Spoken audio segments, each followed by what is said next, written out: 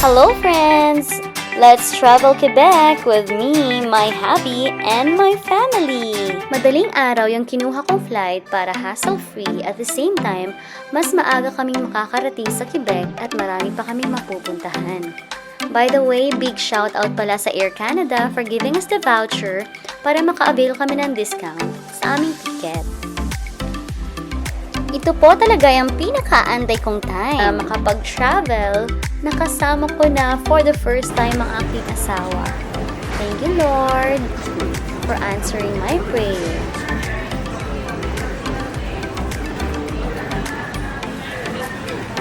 Well, andito na kami. Thank you so much sa Budget Travel para sa aming rental car.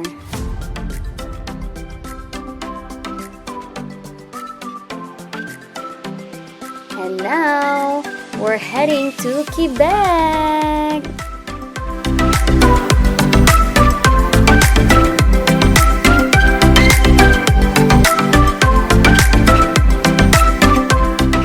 At andito na tayo sa kanilang train station. Dito namin susunduin ang kuya ko at ang kanyang pamilya. O, diba? Train station pa lang, aesthetic na. Malapit lang dito yung Airbnb na kung saan kami tutuloy. Ito siya. Ito yung binook ng ate ko kasi yung ate ko actually yung may alam dito sa Quebec. Kami first time namin pumunta sa Quebec bilang mag-asawa, at the same time kasama ko yung kuya ko.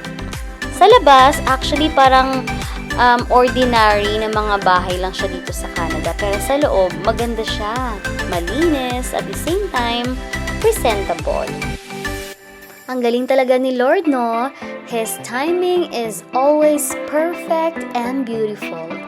Naalala ko kasi nung bata ako, pangarap ko lang makapunta sa lugar ng mga may snow, yung lugar na kagaya ng kay Princess Sarah, yung sa mga taga-Europa, yung nakikita ko lang sa pelikula, sa TV at sa novels. Pero ngayon damang-dama ko siya na andito na talaga ako, nasa Canada talaga ako. Kaya thank you Lord kasi akala ko noon hindi ko na ma-experience to. Pero you have your own perfect timing para ma-experience ko to. At this time, kasama ko pa yung love of my life at yung aking pamilya. Thank you Lord! At this time, nag-sightseeing kami sa aming neighborhood. Gusto namin makita kung ano yung mga nasa paligid, sino-sino yung mga andito, ano bang meron sila dito sa paligid na pwede naming puntahan na malapit lang sa aming Airbnb.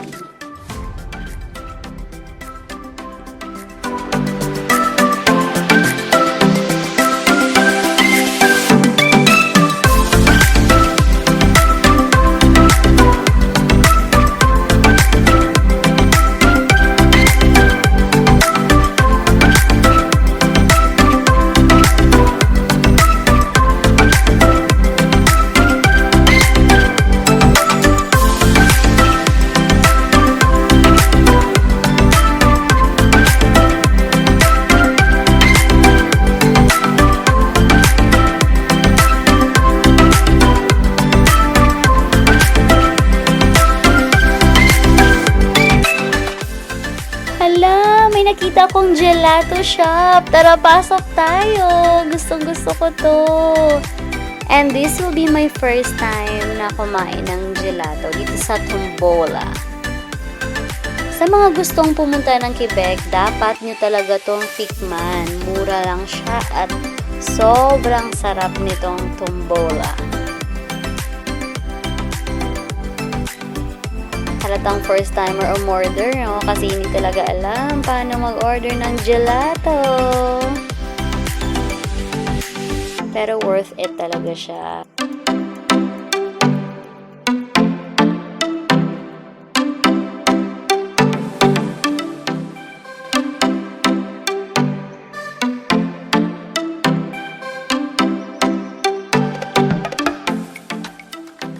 Yay! My inner child is so happy! Oh, sarap!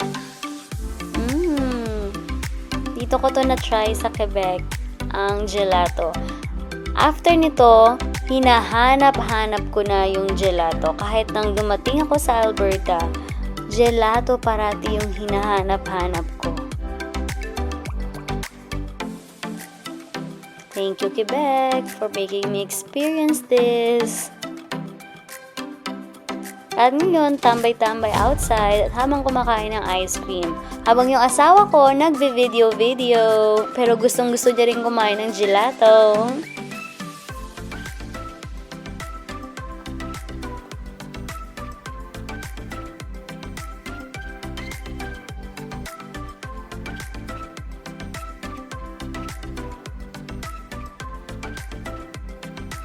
Ang ganda ng paligid. Tingnan nyo. Ayan. Ang ganda niya.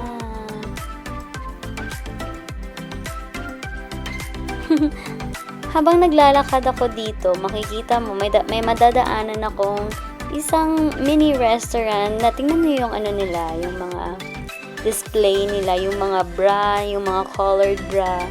Parang to attract customers. Ayan. Pero in fairness ha, marami silang customer. Yan yung menu nila. May iba-iba talagang pakulo yung mga tao for business to attract customers.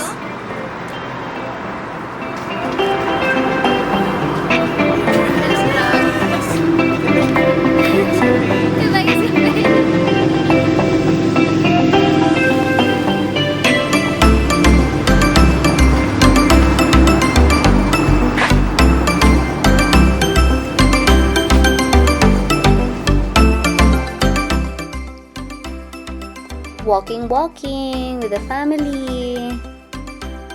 This time, naghahanap kami ng grocery store kasi gusto namin kumain ng rice. Syempre, rice is life. Gusto namin magluto. Kaya, ayun, naglakad-lakad kami hanggang sa marami na kaming napuntahan. At sa kakalakad namin, napagod na po yung mga tuhod ng bawat isa. Pero enjoy lang.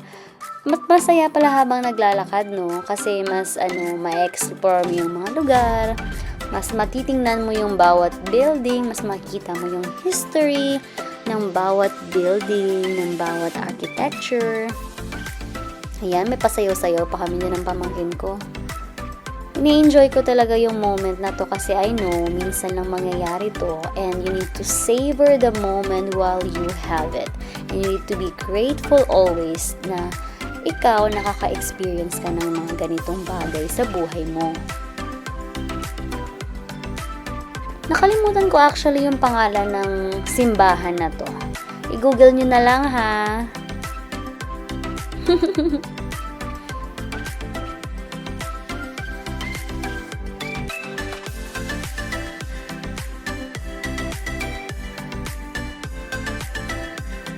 Feeling ko naglalakad kami sa mga Europe. Pero actually nasa Quebec lang kami ha.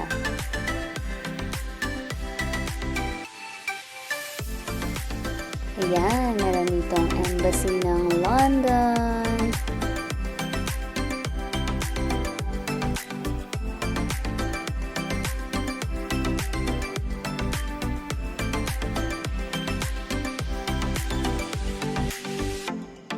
O, diba? Ang ganda na pagkuha ng asawa ko. Ang galing mo dyan. Ayan, may nabili na kami. Ayan, salamat. May nakita kaming grocery. Maraming salamat. Kahit pricey, medyo may kamahalan lang. Pero wala kaming choice kasi kailangan kumain ng rice at magluto. Kasi may pamangkin akong kasama, kailangan niyong kumain. At napansin ko sa mga tao dito sa Quebec, they're very kind. Although, dito sa Canada, yes, it's given yan sa mga Canadians.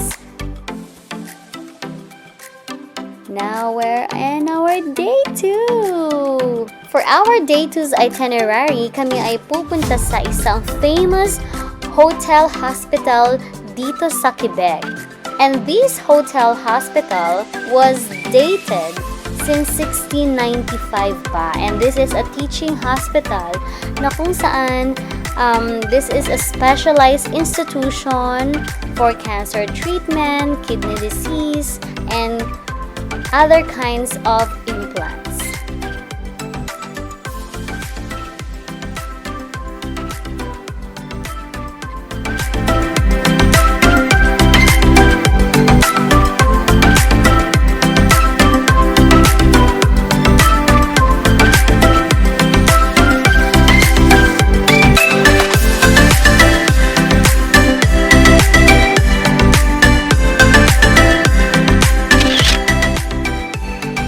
After this, pupunta kami sa Bora Park. Yung aming nilook forward na swimming ay matutuloy na.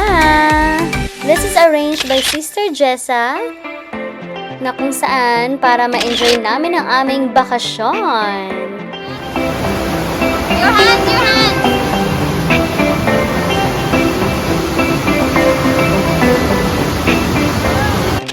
O, diba? May pagrampa sa pool.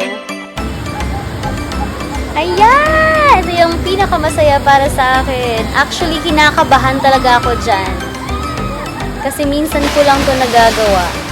Thank you at na-enjoy ko yung company ng aking pamangkin. This time, pupunta kami sa Sakura. This is the first time of my husband to eat Japanese food. Oh, wala talaga akong pakialam anong itsura ko. Basta pag gutom ako, kailangan kong kumain ng madami. I thought na hindi siya magugustuhan ng asawa ko kasi nga hindi siya sanay na kumakain kami sa Japanese restaurant or Thai restaurant or other cuisine. Ang na-try niya lang is yung Indian and yung Filipino cuisine. Pero this time, gusto kasi ng sister-in-law ko na para sa Father's Day celebration ng aking kapatid ay mag-Japanese restaurant. But it's really worth it. Sarap! Okay. Nag-order mag-price ka naman. Gusto mo chicken ka? Order mo chicken.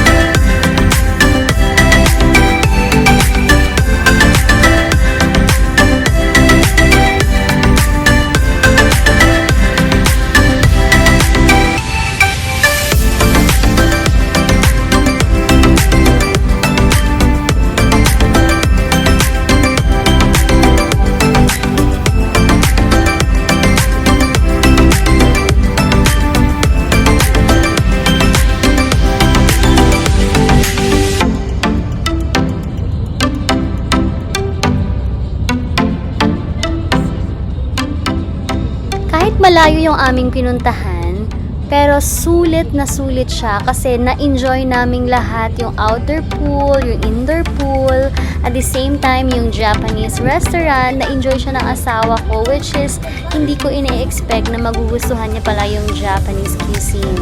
Thank you Lord for this time. Maraming naman kaming memories na babaunin sa aming pag-uwi sa Alberta.